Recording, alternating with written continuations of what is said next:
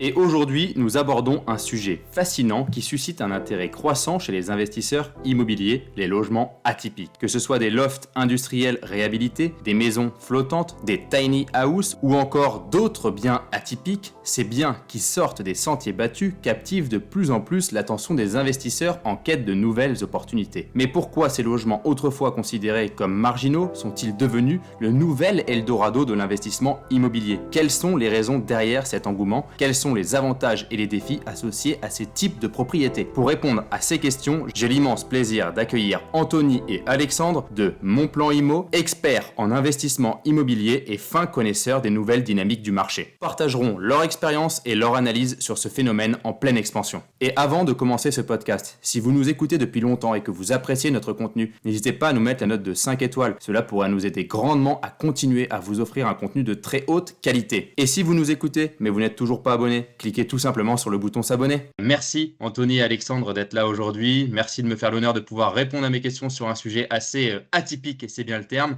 les logements atypiques. On va en parler, on va parler d'immobilier aujourd'hui, on va parler de logements atypiques. Mais déjà, bienvenue à vous deux. Écoute, merci Jérémy déjà de l'invitation, merci à toi. On est ravis d'être là avec Alex pour justement échanger sur l'immobilier, les logements atypiques et peut-être d'autres sujets. On vous connaît bien là-dessus, on vous connaît bien sur les réseaux. Mais justement, expliquez-moi un petit peu qui vous êtes tous les deux, Anthony et Alexandre, comment vous êtes rencontrés et puis qu'est-ce qui a fait aujourd'hui que ce projet est né et qu'est-ce que vous proposez aujourd'hui? Écoute Jérémy, nous on est deux frères originaires de Saint-Étienne. Donc moi c'est Anthony, je suis le grand frère. Alex c'est mon petit frère. Il a 27 ans si je dis pas de bêtises. Donc nous en fait on a eu deux vies avant de faire ce qu'on fait aujourd'hui. Alex était agent immobilier, moi j'étais prof de PS. Donc rien à voir au démarrage. Mais en parallèle de nos deux anciennes carrières, on s'est vraiment pris de passion pour l'immobilier. Donc en fait en parallèle du temps où j'étais prof et Alex agent immo, on a beaucoup investi dans l'immobilier. Tu n'as jamais tout fait parce qu'il y a plein de choses à faire, mais on a essayé vraiment de tester, de toucher à différentes stratégies. Immeubles de rapport, colocation, achat-revente, location traditionnelle, nu, meublé, etc. Et arrivé à un point où en fait l'immobilier avait pris trop de place dans nos vies, c'est à ce moment-là qu'on a décidé de quitter nos anciennes carrières et de se lancer dans l'aventure Monplan Immo, qui est une entreprise de conseil et d'accompagnement, de formation dans le domaine de l'immobilier, avec une spécialisation plus récente en 2020 sur les logements atypiques. Donc voilà, pour te faire un petit topo rapide un petit peu sur notre histoire et ce qu'on fait aujourd'hui. Alexandre, quelque chose à rajouter? Non, faut qu'on soit pas trop long, donc je vais pas trop m'étaler, mais peut-être rapidement dire que spécialisation en 2020 sur les logements atypiques, car en 2022, on se spécialise sur les atypiques avec Monplan Immo, car en 2020, en fait, on lance un premier projet atypique. Et c'est là qu'après, l'histoire Monplan Immo s'écrit avec le Monplan Immo qu'on connaît aujourd'hui, car on découvre cette stratégie qui est assez folle, qui génère des gros revenus justement avec des petits investissements, mais je pense qu'on en parlera peut-être un petit peu après. Exactement. Moi, petite question par rapport à ça, qu'est-ce qui a fait que vous vous êtes mis sur les réseaux? Qu'est-ce qui a fait qu'on s'est mis sur les réseaux sociaux? J'ai envie de dire, au début, on n'y était pas. Nous, on a fondé Monplan Immo en 2020. On était très peu présents sur les réseaux sociaux, mais c'était une présence, on va dire, traditionnelle, avec un petit compte pour juste faire une vitrine, etc. Parce qu'à la base, on accompagnait vraiment les personnes sur le terrain à côté de chez nous à Saint-Étienne. Donc, c'était une formule complètement différente. Et c'est quand on s'est digitalisé en 2022, septembre 2022, qu'on s'est vraiment digitalisé à plus grande échelle parce que la demande commençait à grandir et qu'on a décidé de se focaliser un peu plus sur ces logements atypiques, que là, on s'est développé sur les réseaux pour avoir la plus grande vitrine possible, toucher le plus de personnes possible, être connu du grand public, pouvoir tout simplement montrer aux gens ce qu'on est capable de faire avec les logements, notre qualité de formation, d'accompagnateur. Et puis voilà, tout simplement. Ok, super. On a fait le tour de la présentation. Merci à vous d'être là en tout cas pour répondre à mes questions sur les logements atypiques. Un sujet assez spécial, j'ai envie de dire. Mais commençons déjà par le contexte immobilier. Qu'est-ce que vous pensez en cette fin d'année 2024 du marché immobilier et quelles sont les opportunités qui vont s'ouvrir en 2025? Parlons plutôt de 2025 que la fin d'année 2024 parce que pour lancer un projet immobilier, ça prend souvent plus de 3 mois. Donc, quel est le contexte actuellement et comment on se lance dans l'immobilier? Moi, l'avis que j'ai, c'est que je pense que c'est pas spécialement le moment de vendre, même si quand tu as une nécessité, il faut. C'est un vrai moment force acheteur. Pourquoi? Parce qu'on a connu les belles époques de vente où quand tu mettais un bien en 2020, 2021, en 2 heures, le bien était vendu parce qu'il y avait des acheteurs de partout. Aujourd'hui, le marché, il s'est corrigé depuis tous les événements qu'on a pu avoir, la guerre en Ukraine, l'inflation, voilà, la hausse des matériaux, la hausse des taux et de crédit bancaire. Et là, on se rend compte quand même qu'il y a un mécanisme où les taux redescendent un peu là en cette fin d'année, on s'en rend compte, et les prix ont quand même nettement corrigé par rapport au montant qui restait quand même assez haut pendant une certaine période. Et là, on sent vraiment qu'il y a eu l'après. En plus, je t'en parle assez précis parce que je cherche à vendre ma maison et j'ai échangé avec un ancien collègue agent IMO à moi qui me disait que le marché avait vraiment corrigé. Donc moi, c'est la tendance que je vois, c'est que c'est le moment d'acheter. C'est vraiment le moment d'acheter. Ça corrige, les taux redescendent. Et je pense que 2024 a été une année très compliquée, que ce soit pour les agents et pour le marché de l'immobilier, et que 2025, je le vois plutôt bon et que ça va repartir doucement, assez doucement, mais ça va plutôt repartir sur le positif. Je pense en termes de volume de vente et en termes d'acquisition. Je ne sais pas toi, Ok. Anthony, comment tu le vois, mais Non, j'allais partir sur le même axe et le même angle que toi sur le fait que c'était un marché clairement force acheteur. Voilà. Donc après, tu as bien étayé là-dessus. On peut revenir sur certains sujets si tu veux, Jérémy, mais je partage le ressenti d'Alex à 100%. Bah, vous qui êtes dans le vif du sujet, hein, qui traitez des opérations tous les jours avec certaines personnes que vous accompagnez, concrètement, on le voit, hein, certaines professions sont en difficulté. On pense aux agents immobiliers en premier, on pense aux notaires en deuxième, qui licencient à tour de bras actuellement les notaires. Donc, qu'est-ce que vous ressentez concrètement derrière? Est-ce que vous avez aussi cette notion? Est-ce que vous avez vraiment cette impression que ça va mal dans l'immobilier, ou du moins qu'il y a eu 2 années très compliquées et que 2025 risque d'être source d'opportunités, comme j'ai envie de dire? Bah, en fait, si tu veux, de mon point de vue, on sort d'une période de manière générale, au-delà de l'immobilier, anxiogène. Avec tout ce qui s'est passé au niveau déjà politique, au niveau des différentes guerres qu'il y a eu un petit peu partout en Europe et dans le monde, avec le contexte bancaire qui s'est durci plus récemment. Ça va un petit peu mieux en ce moment, les taux sont un peu redescendus, mais on avait tapé des sommets historiques qui étaient pas arrivés depuis de nombreuses années. Donc, plus le DPE, plus les réglementations fiscales, plus toutes les réglementations dont on entend parler de partout. Tout ça fait que les gens sont dans un contexte déjà et dans un mindset, entre guillemets, un petit peu moins positif pour se lancer dans un achat. Et là, tout doucement, brique après brique, c'est toujours de toute façon un cycle éternel, ça commence à revenir, les taux redescendent un petit peu, les nuages commencent à se dissiper un petit peu et du coup, psychologiquement, les gens s'y remettent tout doucement. Donc, c'est pour ça que je pense effectivement, au même titre qu'Alex, que plus le temps va avancer, plus ça va jouer en notre faveur et à partir de janvier, février, mars, etc. de l'année dernière, ça devrait repartir. Et voilà, moi, je pense que c'est surtout un problème aujourd'hui psychologique que les gens avaient. Tu allumes BFM TV ou CNews, c'est que des catastrophes, c'est que des choses qui sont négatives. Donc forcément, ça t'impacte sur le marché immobilier. Maintenant, c'est pas parce que le contexte est anxiogène que tout est naze, tout est acheté et qu'il n'y a rien à faire aujourd'hui. Et c'est justement dans ces moments-là où nous, c'est ce qu'on dit à tous nos élèves et à tous nos participants. Alex parlait d'un marché force acheteur. Si on dit que c'est un marché force acheteur, c'est que c'est maintenant qu'il faut acheter. C'est parce que c'est maintenant que tu peux faire les plus belles négociations, maintenant que tu peux exploiter tes biens de la meilleure des façons pour en tirer le plus de bénéfices. Donc voilà, un petit peu le feeling là-dessus, quoi. tu sais, il y a un dicton qui je trouve assez représentatif et qui pour nous a très bien marché et je le conseille fortement. C'est acheter au son du violon, vendre au son du canon.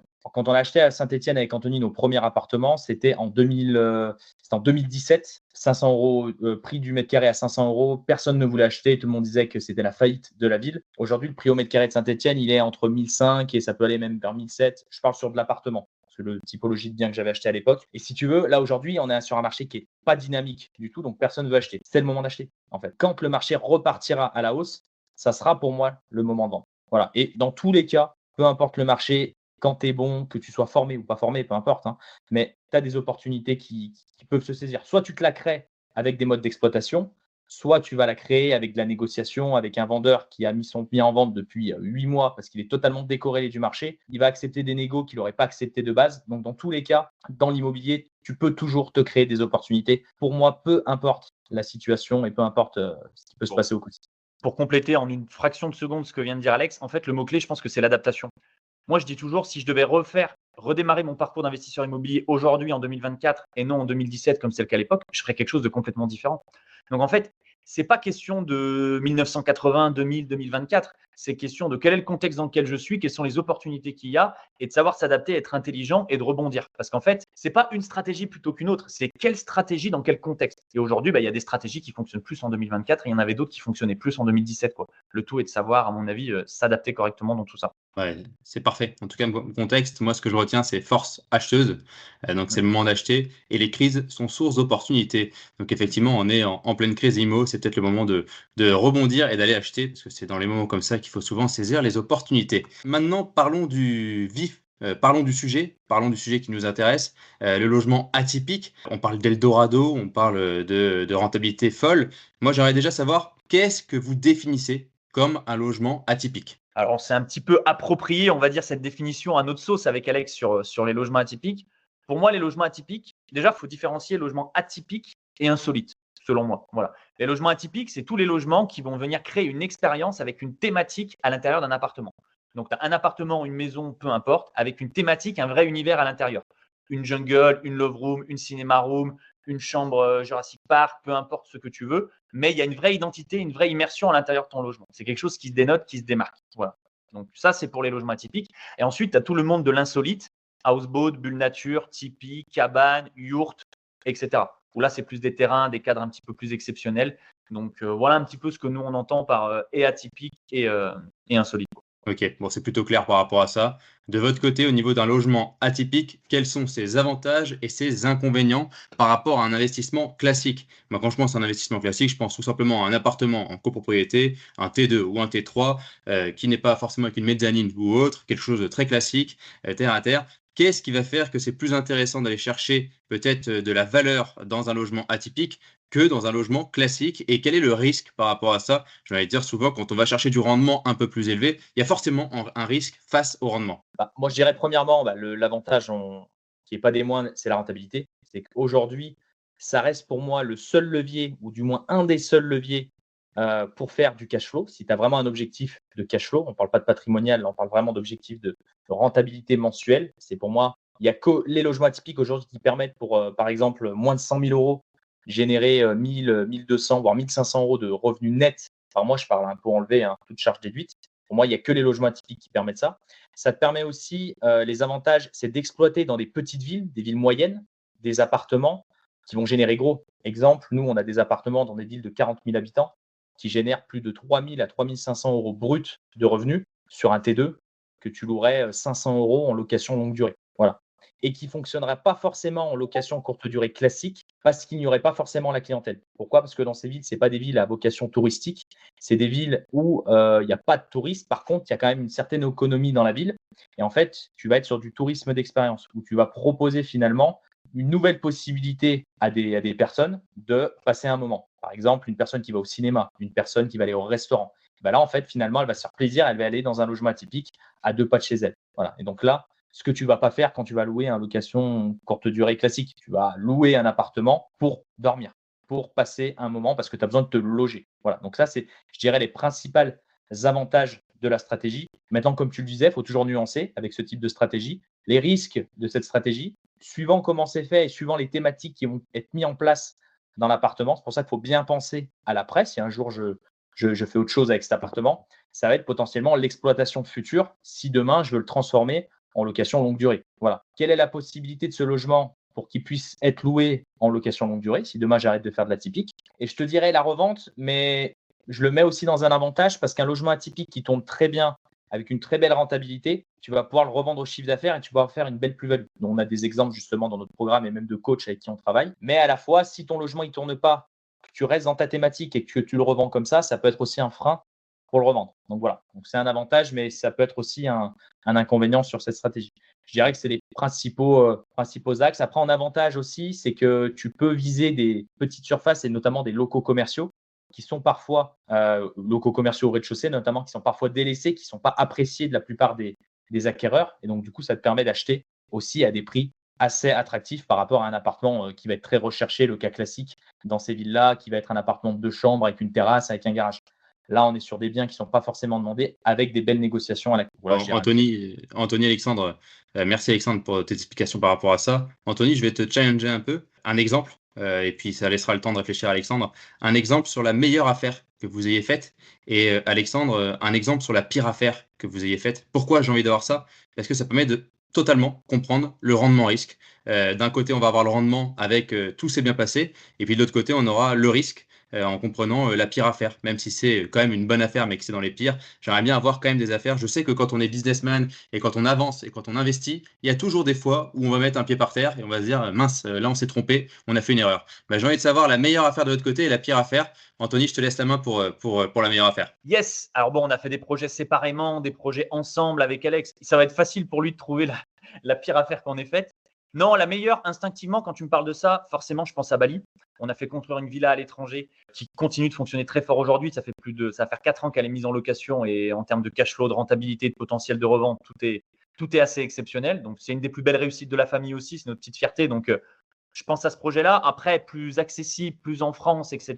Bon, après, tu m'avais demandé qu'un. Mais bon, je m'égare un peu. Mais voilà, je pense à Bali direct instinctivement. C'est vrai que je pense à Bali. Et sur les logements atypiques en France, peut-être notre suite Marrakech aujourd'hui, qui était la baie des Roumes avant, qui était le premier logement atypique qu'Alex a à développer et qui a vraiment tout changé et dans notre parcours d'investisseur et dans notre vie après d'entrepreneur avec mon plan IMO et le virage qu'on a pris sur la typique. Et pour voir ces 2 exemples-là, on peut les retrouver sur votre page, je suppose? Ouais, bien sûr, que ce soit sur OK. Instagram, sur YouTube, on a tout détaillé. Donc, ouais, bien sûr. Ouais, super, On est, super. on est très transparent sur tous nos logements. Justement, on sait que tu peux retrouver tout sur le net, etc. Voilà, nous, on montre, on fait exprès de bien montrer nos logements, nos chiffres aussi. Parce que je pense que c'est important aussi d'être transparent avec les gens. Et quand tu partages certaines choses, c'est important que derrière, il y ait des vraies preuves à l'appui pour argumenter les propos. Mais tout à fait. Moi, je dis toujours qu'il est important de pratiquer, d'exercer le métier réellement pour pouvoir mieux conseiller. Aujourd'hui, moi, quand j'accompagne mes clients sur des placements financiers, des placements immobiliers ou du conseil fiscal, juridique et social, ben, j'ai ma propre holding moi-même, donc je connais ce que c'est qu'une holding.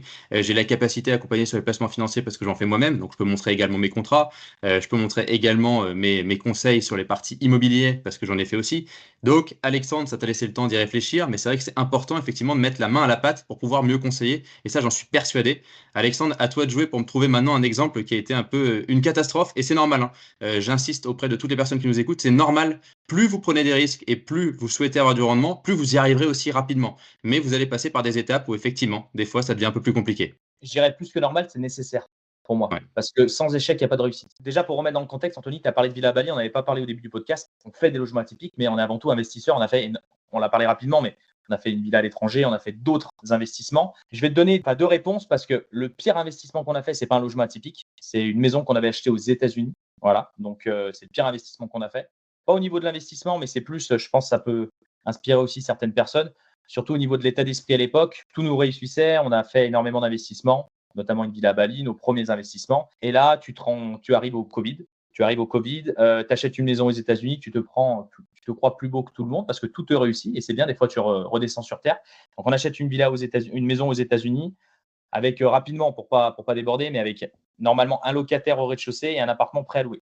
Finalement, on s'est retrouvé avec une maison sans locataire et avec un appartement dévasté. Cette maison, pour le faire rapide, on a perdu 15 000 euros chacun dessus. C'était un budget d'investissement dans les 55 000 euros à l'époque. C'était en 2019, début 2020. Et ce qu'il faut retirer un petit peu de cette opération, c'est vraiment le fait qu'on ne s'est pas déplacé. Péché d'orgueil à l'époque, parce que c'est toujours sympa quand tu es français d'investir à l'étranger, notamment aux États-Unis. Et par contre, ce que je retire, c'est qu'il y a toujours des solutions. Parce que cette maison, quand on l'a achetée, les problématiques qu'on a pu avoir, je me suis dit, Alex, c'est la première fois de ma vie où je me suis dit, là, on s'est mis dans la merde, très clairement. Et pour autant, on a perdu de l'argent, mais on avait fait d'autres investissements à côté qui ont largement compensé. Et pour moi, je te parlais que c'est pour moi obligatoire parce que c'est des erreurs qu'on fera plus aujourd'hui. On a notamment investi à Bali, là, on fait construire une villa à Nosy Be à Madagascar. On se déplace à chaque fois lorsqu'on va sur un projet à l'étranger. Donc ça, je dirais que c'est le pire investissement. Et après, en logement atypique, franchement, il n'y a pas vraiment. Après, ça dépend par rapport à quoi on voit Mais en tout cas, vous êtes passé par une expérience qui était compliquée, ce qui a permis aussi de comprendre,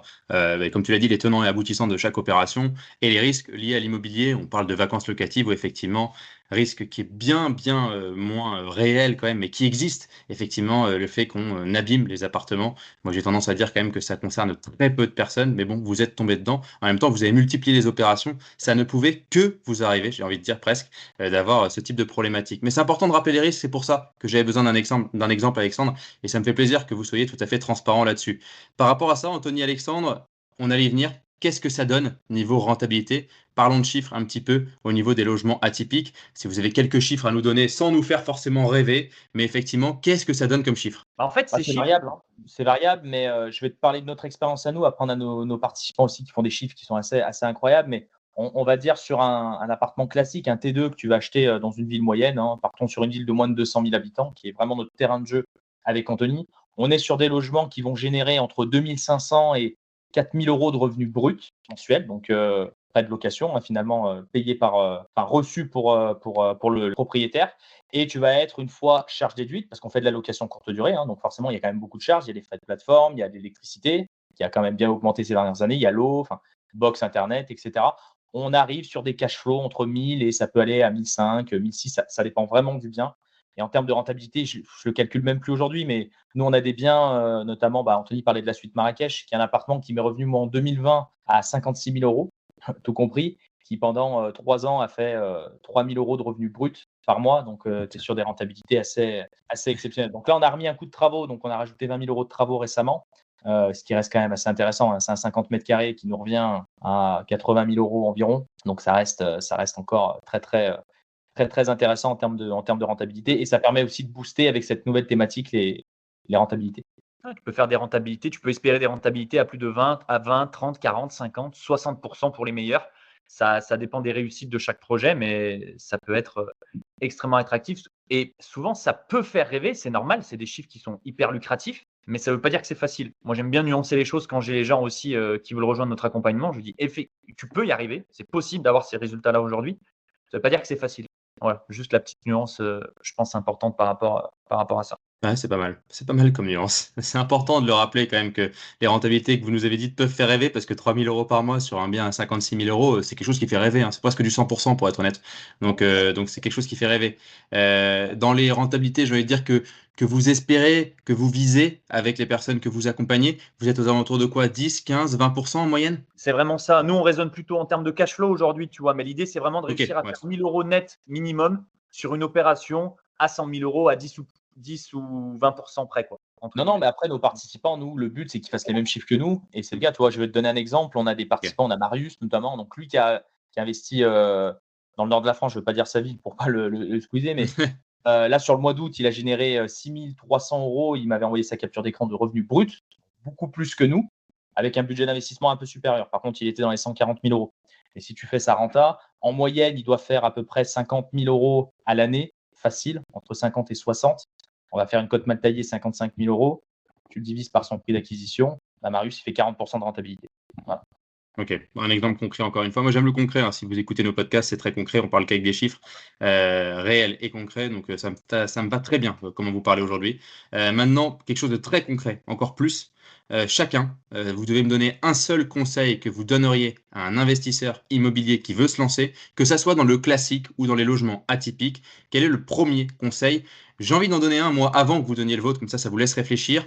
Je suis totalement d'accord avec toi, Alexandre. Tu as abordé le fait de se déplacer et d'aller rencontrer le bien, tout simplement, parce que c'est une vraie rencontre que vous faites avec votre bien immobilier. Ben ça, je suis d'accord. Et le conseil, c'est quand même d'aller visiter. Ça, c'est de mon côté, c'est la visite et l'emplacement. Comme ça, je vous en embête deux. Et puis à vous d'en chercher d'autres. Alexandre, Anthony, qui veut commencer avec un conseil que vous pensez qui est primordial dans l'immobilier? Mais je suis totalement d'accord avec toi, Alexandre, sur le fait de visiter les biens immobiliers. Bon, ça va être assez bateau, mais lance-toi.